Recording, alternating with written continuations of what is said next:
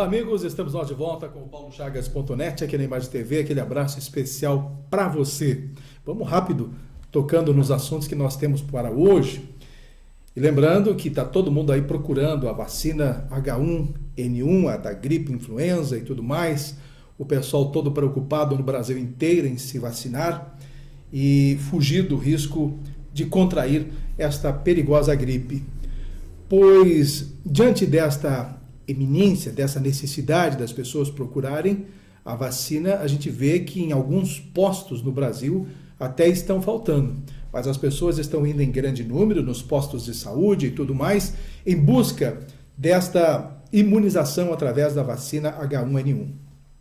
Eu só tenho uma preocupação, e sempre coloquei isso em meus comentários, porque eu defendo a tese de que se for vacinar a população, que se vacine todos, independente de grupos de risco. Vocês imaginem as pessoas que hoje estão fora do grupo de risco, que vêm da idade de 5 anos até os 60 anos, fica aquele vácuo entre idade de pessoas pela necessidade.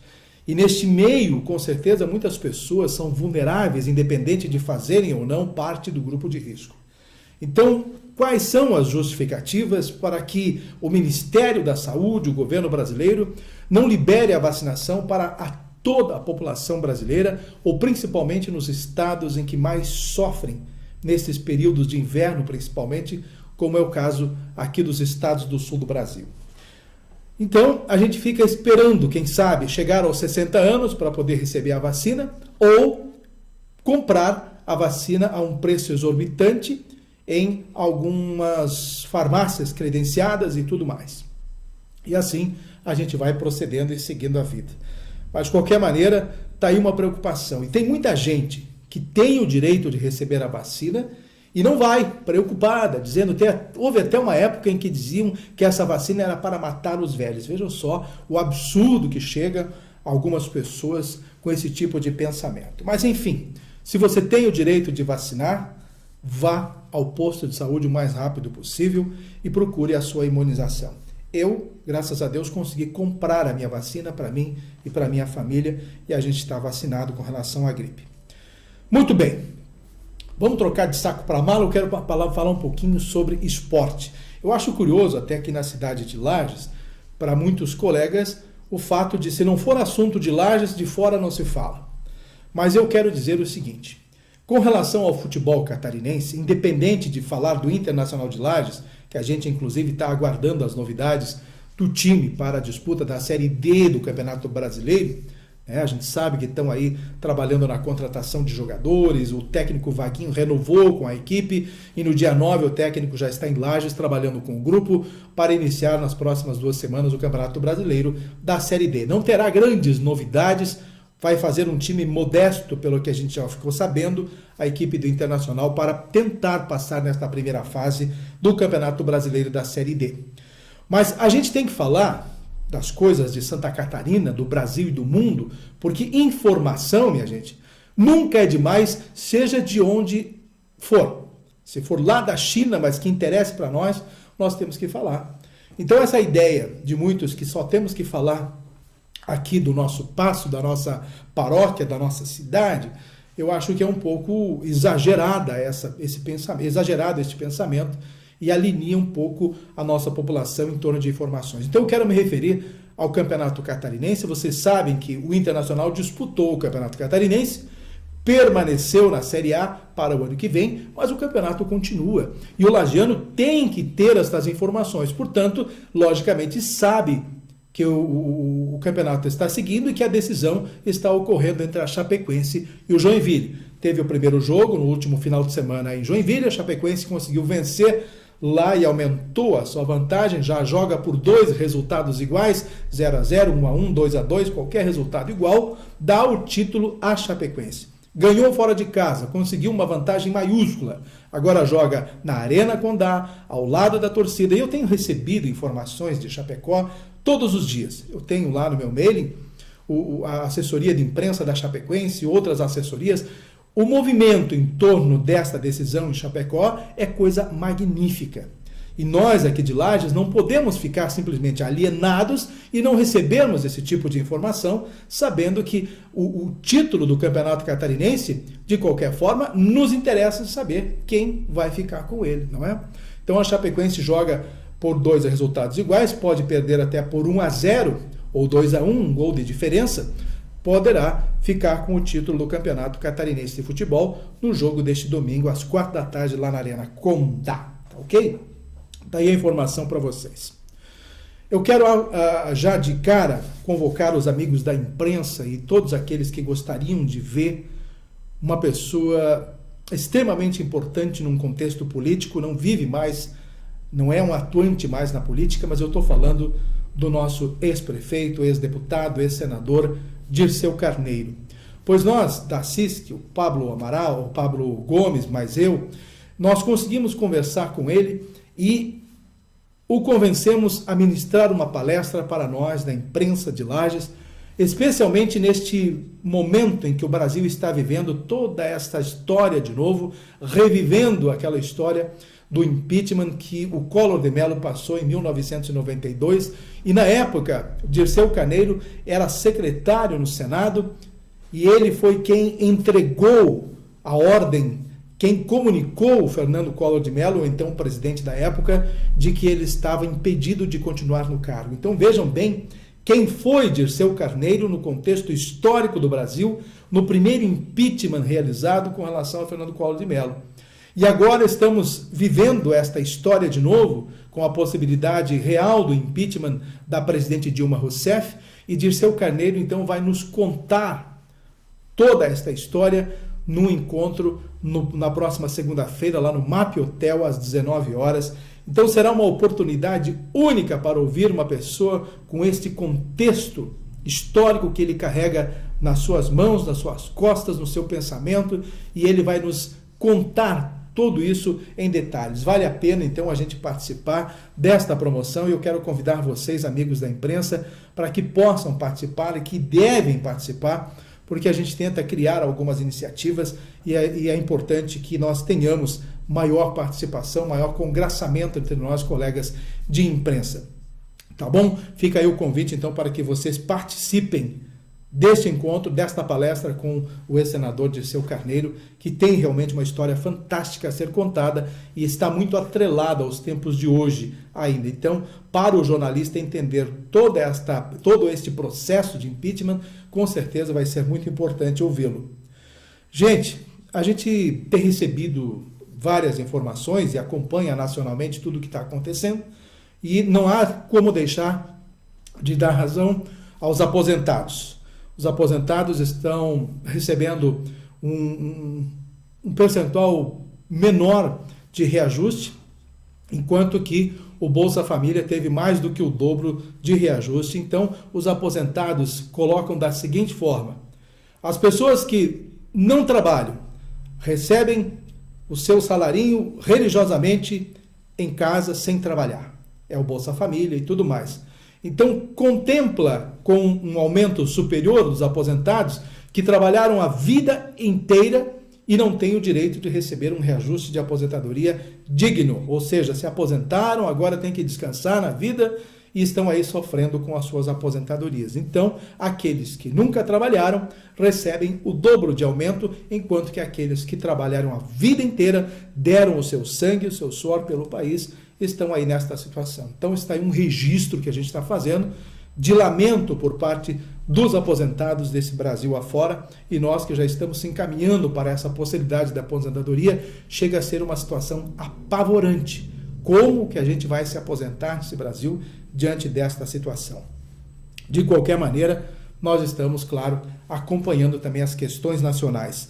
E vocês estão vendo que esses processos de impeachment estão indo além. A Operação Lava Jato, tudo isso, está envolvendo cada vez mais os nossos políticos que estão participando direta e indiretamente desse processo, que estão participando, não, que estão envolvidos direta e indiretamente, e agora, mais precisamente, também os nomes da presidente Dilma Rousseff e do ex-presidente Luiz Inácio Lula da Silva também estão cada vez mais envolvidos nestas investigações.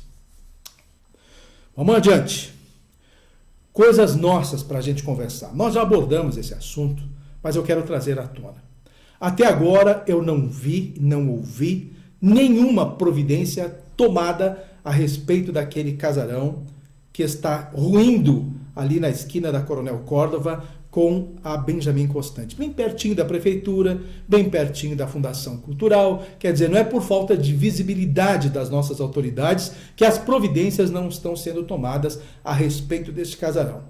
Pois bem, na semana que passou, houve uma atitude tomada pela Defesa Civil, já prevendo a possibilidade das janelas ou do telhado ou de alguma coisa cair de repente na cabeça de um transeunte, das pessoas que passam na calçada em roda daquele casarão, pois colocaram uma fitinha, né? Uma fitinha para impedir que as pessoas não passem tão perto daquele casarão. Grande medida, aquela fitinha protege com certeza todo mundo. Quer dizer, a partir daquilo ali, a solução está tomada. Colocar uma fita de isolamento no entorno da calçada para evitar que alguma coisa caia na cabeça das pessoas que passam por ali. Uma medida exemplar para o município. Mas tudo bem, foi alguma coisa feita nesse sentido. Agora, a informação que a gente recebeu é de que a espera agora é de que os proprietários, ou seja, quem for, coloquem um tapume, né, no entorno daquele prédio para evitar que alguma coisa caia, ainda continuando com essa história toda. Depois, colocado esse tapume, quando colocar esse tapume, a situação ainda vai durar muito mais tempo para saber quando é que ele será restaurado, como será restaurado e tudo mais. Gente, nós estamos aí com o Ministério Público atuando em diversas frentes.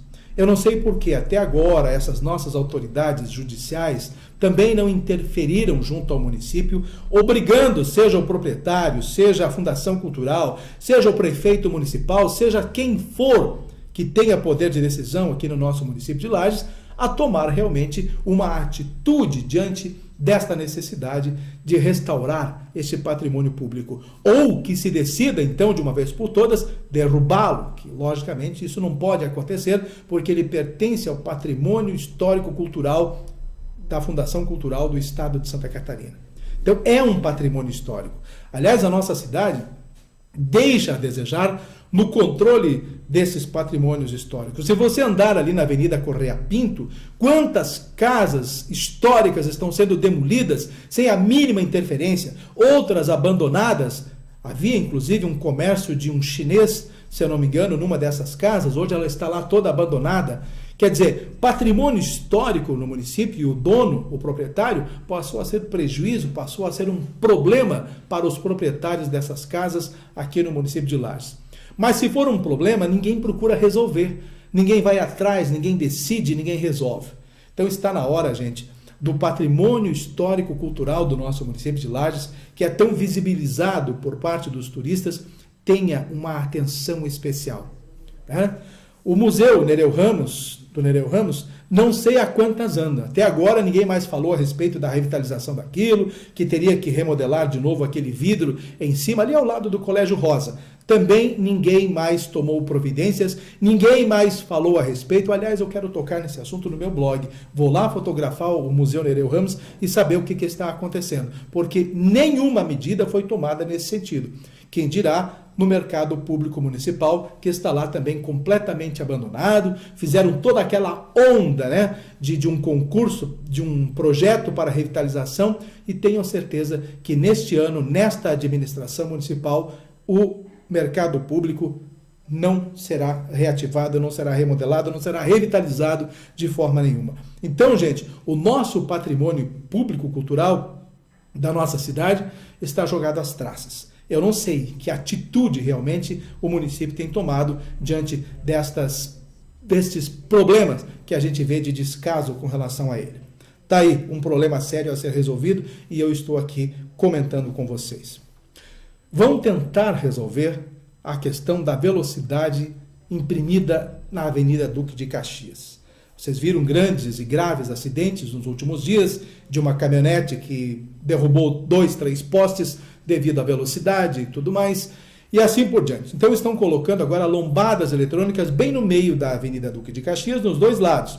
A passagem é de 40 km por hora. A velocidade da Avenida Duque de Caxias é de 50 km por hora. Tá bom. Eu então tenho feito alguns testes na Avenida Presidente Vargas. Se você vai na linha esquerda a 50 por hora, cumprindo com a tua velocidade, que é a permitida na Avenida Duque de Caxias, atrás tem alguém fazendo o sinal de luz e pedindo passagem, grudadinho na traseira do teu carro, pedindo passagem. Então, a gente libera, vai com Deus, quem quiser correr, o problema é dele, você vai na tua. Se você anda na faixa direita a 50 por hora, que é a mais lenta, ninguém te incomoda. As pessoas que estão ali já sabem que tem que andar naquela velocidade.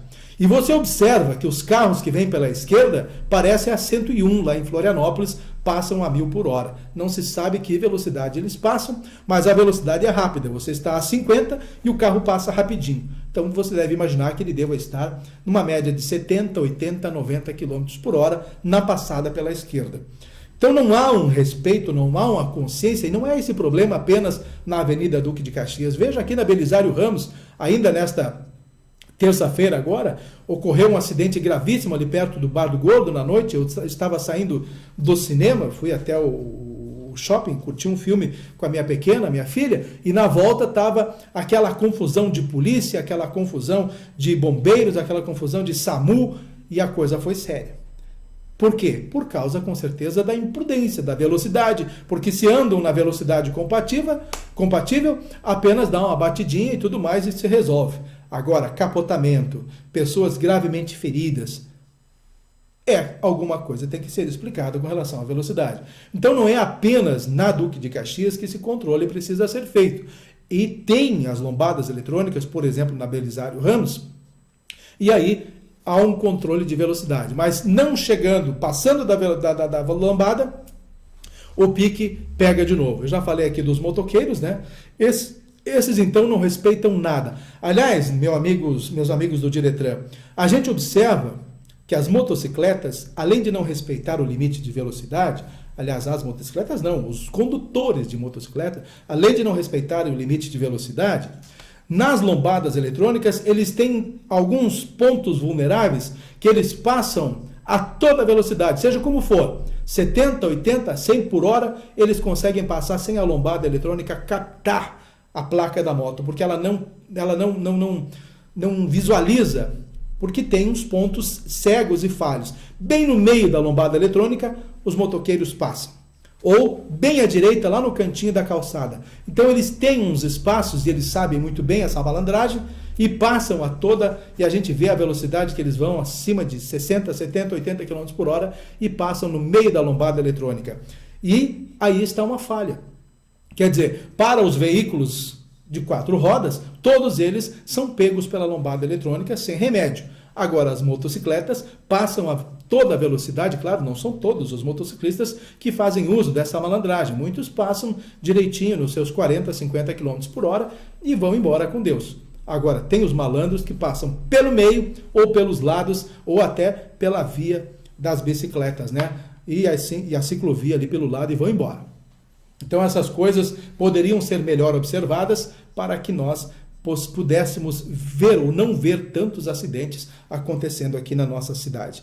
Então a velocidade na Duque de Caxias, se não me engano, já nesta quarta-feira, começa a ser medida com estas lombadas eletrônicas. E é gostoso, minha gente, você andar tranquilamente na cidade, na velocidade compatível, sem aquela preocupação da velocidade, sem ter aquele anseio de chegar o mais rápido possível, mas é impressionante o quanto tem motoristas que te incomodam, pedindo para você sair da frente, e você tem que sair, dá um jeito para aquele maluco passar, porque ele vai com Deus. É mais ou menos nesse sentido. Vamos adiante. Pessoal, uma novidade com relação ao Festival Nativista aqui da nossa cidade de Lages durante a Festa Nacional do Pinhão. Vai acontecer a sapecadinha para as crianças de 8 a 15 anos, poderão se inscrever para a sapecadinha infanto-juvenil. Isso é muito bacana, então as crianças poderão procurar agora a Fundação Cultural, fazer a sua inscrição, e esta sapecadinha vai acontecer, as eliminatórias, as seleções e tudo, e vai acontecer no dia 27 no Teatro do Marajoara. Então vale a pena as crianças também participarem da música nativista, e nós temos aí a sapecada regional já e a sapecada nacional, que são os eventos do nativismo da Festa Nacional do Pinhão, que realmente atrai os melhores artistas, os melhores intérpretes do sul do Brasil. E estes festivais realmente são muito lindos, eu acompanho sempre que posso, muito de perto. E ainda, de quebra, adquiro lá, promocionalmente, sempre o nosso CD da Sapecada da Canção Nativa, é muito lindo. Então, quero convidar você para prestigiar as nossas sapecadas. Neste final de semana, minha gente, eu quero fazer um comentário à parte com relação a vocês, no que tange ao mundo dos negócios do terneiro, ou seja, dos animais, do agronegócio. Rapidamente dizer que em Lages acontece a primeira etapa de uma feira que deverá comercializar cerca de 2.500 a 3.000 terneiros. E mais ou menos 1.500 estarão à disposição já para você que vai comprar esses animais no próximo sábado, então dia 7, a partir das 14 horas, no Parque Conta Dinheiro. O que eu quero dizer com relação a isso, que o mercado do agronegócio ainda está sendo um bom momento para os produtores da Serra Catarinense de Santa Catarina, pois italianos, compradores da Europa, estão adquirindo, eles estão na busca de pelo menos 4.000 terneiros aqui no estado de Santa Catarina. Eu participei na semana que passou, no leilão lá em Capão Alto, e eu estava vendo que havia uma pessoa comprando muito terneiro. Ele comprava demais e dava a impressão de que o homem estava abonado, cheio do ouro, comprando terneiro. Digo, meu Deus, é só esse cara que está comprando terneiro e tudo mais, aproveitando as ofertas do leilão, pois ele estava como representante dos italianos naquele leilão, e como vão também ter os representantes no leilão aqui de Lages para a compra de terneiros. E no dia 28 esses terneiros vão embarcar para a engorda, então, na Europa. Eles estão sendo confinados no aeroporto em Imbituba, já estão todos lá, e no dia 28, então, vão para o navio e embarcam para a Turquia e a distribuição desses terneiros para engorda lá na Europa. Muito interessante isso. Agora, os vendedores, os produtores, estão um tanto preocupados, porque o mercado interno não está comprando tanto terneiro assim. A compra está vindo da Europa, então pode, quem sabe, aí dar uma problemática a partir do momento que os italianos não comprarem, se bem que a venda de terneiros ocorre só mais ainda este mês e depois muda totalmente. Então vamos torcer para que o agronegócio continue aquecido como tem feito, como tem estado nesses últimos 2, 3 anos. E a compra dos terneiros pelos italianos, claro, é bem-vinda. Eles estão comprando, inclusive, nas propriedades e também nos leilões. Então vamos ver como é que tudo isso se comporta daqui para frente, no momento em que as feiras do terneiro terminarem. Vamos ver a contabilidade disso tudo. Há uma preocupação no estado de Santa Catarina, e a gente não sabe se isso é uma questão de relacionamento político por parte do governo do estado com o governo federal, em função de uma falta de posicionamento do governo do estado no apoio a Dilma Rousseff. Vocês sabem que o Raimundo Colombo apoiou Dilma nas eleições e agora está um pouco de lado diante de toda essa situação, e não se sabe se há um relacionamento indiferente ou diferenciado. Mas o DENIT está anunciando o corte de verbas para a aplicação nas nossas rodovias de Santa Catarina, principalmente aquelas que estão sendo duplicadas. A própria 101, que quantos anos vão se arrastando essas obras, começou no governo Lula, está passando pelo governo Dilma, e essas obras federais da BR-101 ainda não estão terminadas. E agora corre o risco de nova paralisação.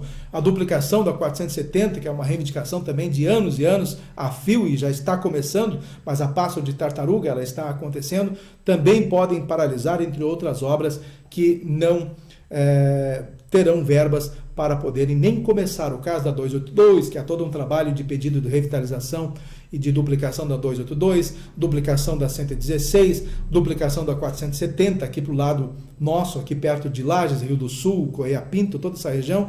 Quem dirá, então, as nossas obras das SCs, que também estão aí a passo de tartaruga, algumas paralisadas, como é o caso de Campo Belo do Sul, a SC 390, uma das que está realmente tendo um belíssimo trabalho, que a gente vê a evolução dele, é a da 114, ligando São Joaquim a Painel, e agora de Painel a Lages também funcionando, só se vê máquinas trabalhando. Quando a gente vai a São Joaquim, a gente vai parando em 2, 3, 4 pontos, porque esse trabalho está sendo executado. O que a gente não tem visto ali em Campo Belo do Sul. Mas eu quero fazer uma ressalva com relação ao Campo Belo do Sul. Eu fui esse final de semana ao sítio em Campo Belo do Sul e a gente viu algumas máquinas. Pelo menos havia movimentação no trevo ali em Capão Alto, né, bem naquele dentro da cidade, que fizeram uma ponte, um elevado ali em Capão Alto, estão fazendo um trevo. Então havia uma máquina trabalhando ali, tá? Não vamos dizer que não tinha nenhuma mais. Passando mais adiante, lá na entrada dos Mota, que a gente chama, né, pertinho de Campo Belo do Sul, também havia 2 máquinas paradas. E estavam fazendo um remendo ali naquele trevo. Então eu vi 3 máquinas desta empresa de consórcio que está lidando lá com o asfaltamento de Campo Belo do Sul. Mas eu gostaria de ver todas as máquinas funcionando e o asfalto sendo feito onde tem que fazer, porque os buracos que a gente encontra nesse perímetro onde não tem o asfalto novo, meu Deus do céu. E é triste de ver, porque as pessoas que não conhecem aquele trajeto, mais adiante parada trocando pneu por causa do corte que acontece, porque os buracos são verdadeiras panelas, minha gente. E não é panelinha, não. É coisa das grandes. A gente até escapa porque sabe exatamente onde está aquele principal buraco, você desvia. Mas os coitados dos motoristas que não sabem, passam por cima e à noite lá com aquele frio danado, trocando pneu e tudo mais. Então, é um descaso realmente por parte dessas autoridades que pelo menos poderiam justificar. Digo, gente, esta obra não vai mais acontecer. Ou esta obra sim vai retomada na sua totalidade. Mas não, ficam nos enrolando e fazendo de conta que as coisas estão acontecendo e a gente fica totalmente preocupado. Para encerrar nosso bate-papo de hoje, eu estou muito preocupado com as incertezas da nossa política aqui do município de Lages e até do governo do estado em 2018. Né? Mas, obviamente, temos que nos ater às eleições municipais, que são mais próximas, e essas incertezas nos dão realmente uma dimensão de que os políticos ainda estão, e eu digo que é um tanto cedo, eles têm que se articular, então vou defender em parte o trabalho dos políticos. Eles estão buscando seus espaços, muitos pré-candidatos a prefeito, mas no momento em que for dado o prazo para a candidatura oficial, eu acho que estas questões deverão ser acomodadas, dirigidas e redimensionadas de uma forma diferente. Eu não consigo imaginar, por exemplo, como é que 3 candidatos de direita ou da mesma linha de pensamento podem se lançar a candidatos. Ou pensam em perder as eleições, entregar para quem quiser, ou não sabem o que estão fazendo, ou sabem muito bem o que estão fazendo. Eu estou citando, por exemplo, Antônio Seron, Arnaldo Moraes, Roberto Amaral. São 3 candidatos da mesma corrente. Né? Eu não entendo como é que essas pessoas estão se articulando, se depois vão se juntar tudo, ou se vão realmente os 3 separadamente para uma candidatura. E aí eu vejo que o próprio Eliseu Matos, que é o candidato natural à reeleição, também anda em silêncio, não há uma definição por parte ainda de quem vai ser o candidato oficialmente da Prefeitura Municipal, do PMDB, que ainda a gente imagina que seja realmente o prefeito para a reeleição, o Eliseu Matos. Mas anda muito quieto nesse sentido e, logicamente, se não for ele, nós ficamos imaginando quem do PMDB poderá ser o candidato. Eu não vejo ninguém, nenhum nome específico que possa ter peso para ser candidato a prefeito pelo PMDB aqui no município de Lages, além do atual prefeito Eliseu Matos. Então são conjuminações que nós ficamos aqui em nossos pensamentos imaginando como é que esses políticos estão lidando.